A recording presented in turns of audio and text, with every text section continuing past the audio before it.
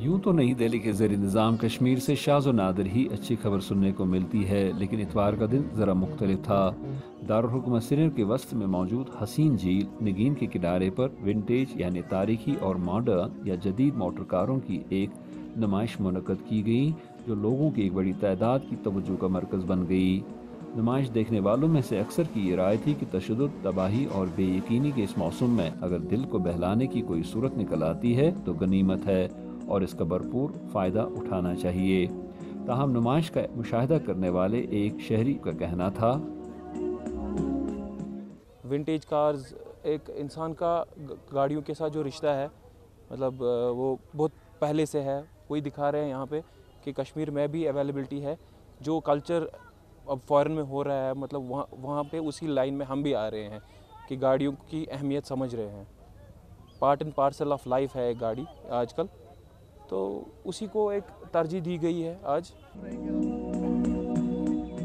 शोरज़दा वादी कश्मीर में मुनक़द होने वाला ये अपनी नवीयत का पहला शो था।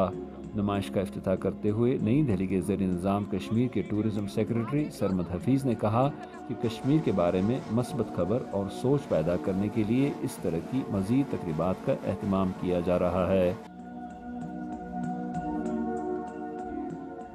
नुमाइश के दौरान 20वीं सदी के वक्त से लेकर अब तक की तकरीबन 60 तारीखी, क्लासिक और जदीद मोटर कारें, मोटर बाइकें और साइकिलें लोगों के मुशाहदे के लिए रखी गई थीं।